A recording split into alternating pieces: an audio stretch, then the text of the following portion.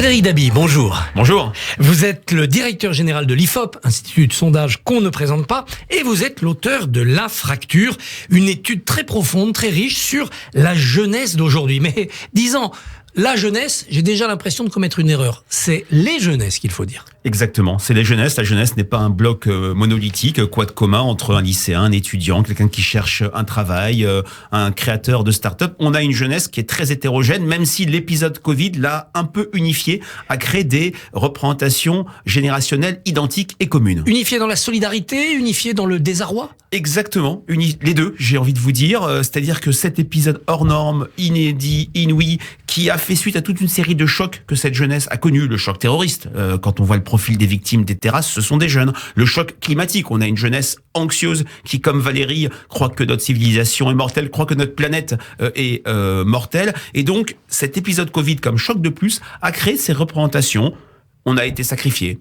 Nous avons été stigmatisés. La dette Covid, ce sera pour nous. Ça a créé, je fais un parallèle, audacieux certes, mais un parallèle avec la génération de 14 qui a été unifiée par les tranchées. On a l'impression, si on cherche au moins un trait commun dans toutes ces jeunesses, on a l'impression non pas d'une résignation, mais un peu d'un fatalisme, presque d'une philosophie chez la plupart de ces jeunes, c'est-à-dire bon, prenons la vie au fil de l'eau, n'attendons rien de l'avenir, et le rejet un peu de toute lutte. On se laisse porter par le fleuve du temps. Ai-je tort ? Vous avez raison. Il y a des questions historiques, puisque cette enquête a été faite pour la première fois avec l'Express et François Giron. 57, la fameuse nouvelle vague. Oui. Exactement, la nouvelle vague. Il y avait à cette époque, est-ce qu'il est nécessaire d'avoir un idéal pour vivre ? On a perdu chez les jeunes 40 points. Ce n'est pas rien, 40 points par rapport à ces années-là. Il n'y a plus d'idéal. On ne croit qu'en l'action individuelle.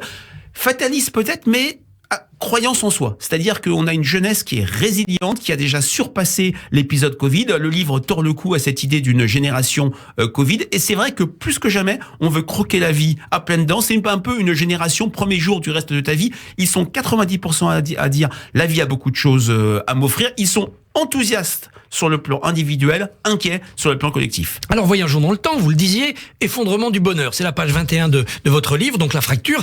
Vous dites 84% des jeunes Français se disent heureux, ça semble beaucoup comme ça. Mais en fait, c'est beaucoup plus faible qu'il y a quelques années. On retombe au niveau de 1957. Alors, 57, ça nous a donné quand même des années 60 formidables. Exactement. On a peut-être des raisons d'être optimistes sur cette jeunesse qui est pas très heureuse, mais qui a peut-être envie de l'être. Voilà, c'est ça. C'est vrai que on a un effondrement du bonheur par rapport à l'indicateur de 1999, la dernière enquête Nouvelle Vague Express, où c'est vrai qu'il y avait une croissance très forte, un chômage des jeunes qui était en repli. La Coupe du Monde Black Blamber, on s'aimait tous. Monde, un système politique pré-macronien, le meilleur de la gauche, Jospin, le meilleur de la droite, Chirac, qui à cette époque fonctionnait bien. C'est vrai que avec les chocs dont j'ai parlé, cette jeunesse a perdu le sentiment de bonheur. Ils sont 36 points de plus à dire nous vivons dans une période malchanceuse, ce n'est pas rien, mais à titre individuel, ils sont résilients, ils croient en eux, et surtout, l'enquête a été faite en février 2021, qui n'était pas un moment formidable sur le Covid, ils sont 3/4 à se projeter positivement dans l'avenir. Et à quand même être dans le carpe diem, le bonheur au jour le jour, les amis, la famille, les petits bonheurs. Complètement, on est dans l'instantanéité, les petits bonheurs, plus que jamais. La famille qui était dans les premières enquêtes, années 50, années 60, un lieu de conflit sur l'égalité femmes-hommes, sur les mœurs, sur pour ou contre De Gaulle, pour ou contre la gauche de retour au pouvoir. La famille a perdu ce côté lieu de débat pour être un sas, pour être un moment où on est préservé. Et c'est cette famille qui a assuré l'essentiel pour quasiment tous les jeunes pendant l'épisode Covid. Alors cet épisode Covid, c'est aussi un épisode qui est perçu comme des contraintes sur la vie des jeunes. Plus de boîtes de nuit, plus d'études, plus de vie sociale, plus de vie amoureuse. Pour sauver les vieux. Est-ce que les jeunes vont en vouloir aux aînés ? Est-ce qu'ils vont se venger ? Alors, ce qui est très intéressant, certes, ils ont eu l'impression d'être sacrifiés, mais dans le livre, quelle que soit la thématique, je n'ai pas trouvé de guerre des générations. On se souvient de cette chanson archétypale des Restos du Cœur, où il y avait des jeunes opposés à des personnes plus âgées. Les quinquas disaient « Oh, vous avez la belle vie ». Les jeunes disaient « Vous nous laissez une planète dans un état lamentable ». Ce n'est pas du tout le point de vue des jeunes. Même sur la question climatique, ils sont moins en fracture, comme le dit le livre, que diffusionnistes. Ils sont là pour diffuser les bonnes pratiques, pour entraîner les autres. Ce sont des petits Bonaparte au pont d'Arcole. Ils se font un peu avoir quand même par cette génération des baby-boomers qui les laissent rêver et qui pendant ce temps-là profitent. Oui, ils se font avoir. Ils ne sont pas sur une logique de révolte. D'ailleurs, ils ne croient plus en l'action collective. Ce que montre cette enquête ante post-Covid, c'est que le Covid n'a rien créé, mais il n'a fait qu'accélérer un doute vis-à-vis du collectif. Le collectif, c'est l'État. Le collectif, c'est les partis. Ils croient en eux-mêmes. Ils sont sur une logique et ça peut avoir des conséquences sur l'attachement et le consentement à la démocratie représentative. Qui mieux que moi pour faire avancer ma cause? Mais donc, ça n'est pas une génération de révolution. Faut pas attendre un mai 68 avec toute la jeunesse dans la rue. Absolument pas, même si les enquêtes nouvelle vague de 68 ne montraient pas une jeunesse prédescendante dans la rue, mais ils sont pas sur cette ils ne sont pas du tout sur cette logique-là. Ils sont plutôt sur une logique j'avance ma cause à titre individuel. Alors il y a peut-être un chiffre révolutionnaire dans ce que vous nous donnez. Je l'ai trouvé. En 57, 16% des jeunes se disaient je suis sûr d'être comme mes parents. Aujourd'hui, 89% se disent je suis sûr d'être différent de mes parents. Voilà, ils se vivent comme une génération à part. Ils étaient seulement un tiers en 1968, là quasiment 90% disent ma génération est une génération à part. C'est l'accélération du progrès ou c'est leur changement de mentalité? L'accélération du temps, leur changement de mentalité plus individuelle, beaucoup moins, je dirais, ordonné autour de grandes matrices, la matrice communiste, la matrice catholique, toute une série de corps intermédiaires qui se sont réduits. Ils ont l'impression, peut-être du fait des chocs qu'ils ont vécus, d'être une génération à part. Une génération à part aussi qui est un peu dans son couloir. Toute une série de sujets, elle ne parle plus aux autres générations. Il y a la question des algorithmes que j'ai peu abordé dans le livre, mais qui peut être aussi centrale sur cette génération qui quand même se replie un petit peu. Est-ce qu'il faut craindre une fuite des jeunes de leur pays? Il y a un indice très inquiétant quand on leur demande leur mot préféré. France, c'est le premier mot pour l'ensemble de la population. Il est au 22e rang pour les jeunes. La France, ils s'en fiche. Premier mot, c'est la famille. La France est très loin. Ils ont acté, et là c'est une rupture par rapport aux jeunes des années 80, qui pourtant avaient le chômage, avaient la crainte du sida. Un Premier ministre leur disait « créez votre entreprise, chômeurs ». Il y avait des tucs pour eux, mais ils croyaient en la France. Là, l'idée que la France est en déclin est maintenant majoritaire chez les jeunes. Un chiffre, en 1999, 3/4 d'entre eux disaient la France est une grande puissance. Ils ne sont plus que 51%. Et la tentation de venir, si je puis dire, de l'expatriation n'est absolument plus un tabou. Elle ne l'est plus chez les diplômés depuis longtemps. On va aux États-Unis, on va en Asie.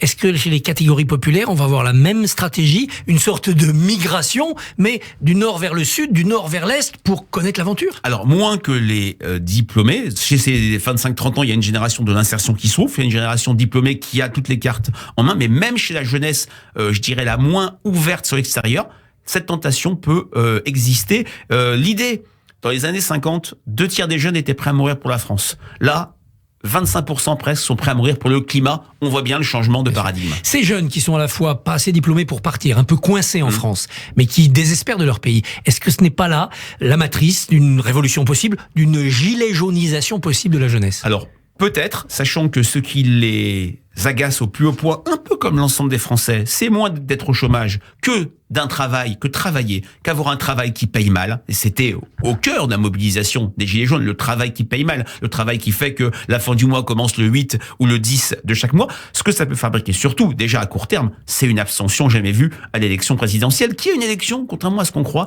les jeunes, quels qu'ils soient, primo-votants, 25-30 ans, peuvent voter massivement. Ils avaient voté plus que la moyenne en 81, en 95, en 2007. Là, malheureusement, j'ai envie de dire, on attend une abstention jamais vue. Alors, on va en venir à la vie politique. Et ces jeunes, ils sont de droite.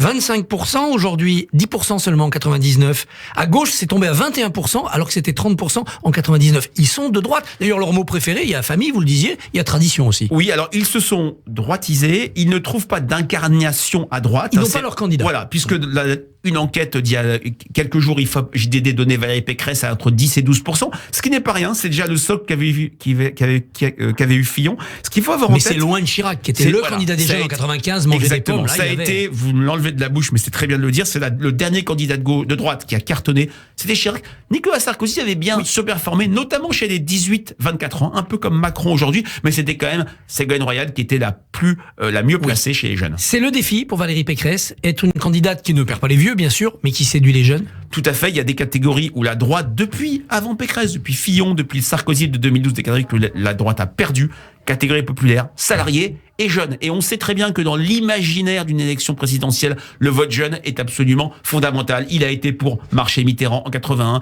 Mitterrand en 88, Sarkozy, Chirac en 95 et Hollande en 2012. C'est un vote clé. Est-ce qu'Emmanuel Macron a encore un lien avec les jeunes ?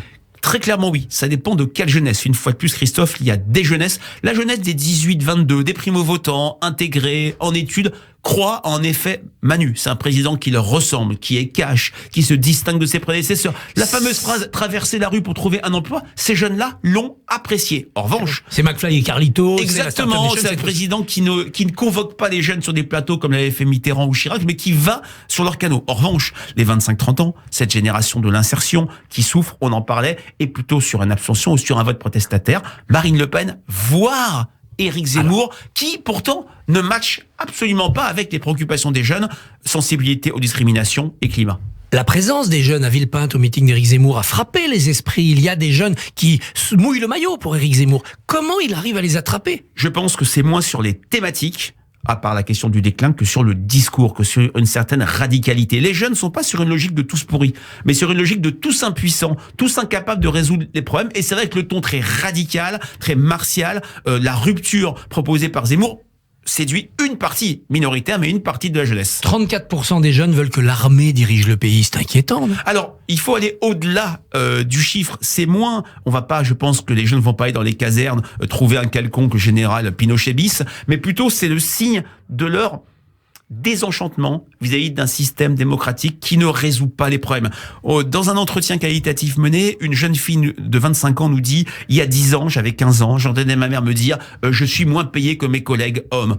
10 ans après, rien n'a changé. La question de la planète du climat, il voit que 21, 22, 23, 24... D'où le refus vers l'autorité. Exactement. L'autorité, ils peuvent acheter l'autorité pour faire avancer les choses. Et le wokisme gagne de plus en plus. L'islamophobie, le racisme d'État, c'est des réalités pour ces jeunes. C'est un vrai danger pour la démocratie, ça aussi, ou c'est un trait de mode ? En tout cas, c'est très profond. Ce ne sont pas que des jeunes des beaux quartiers. Moi, ce qui m'a donné envie de faire ce livre, c'est un chiffre IFOP Marianne de novembre 2020.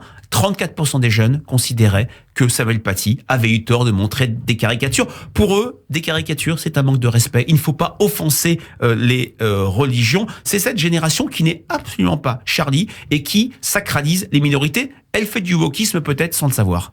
Frédéric Dabi, La Fracture, c'est avec Stewart Shaw. Oui. C'est aux éditions Les Arènes et c'est passionnant, ce voyage dans la jeunesse française. Merci passionnant beaucoup. Et un peu inquiétant. Merci. Merci Frédéric. À bientôt.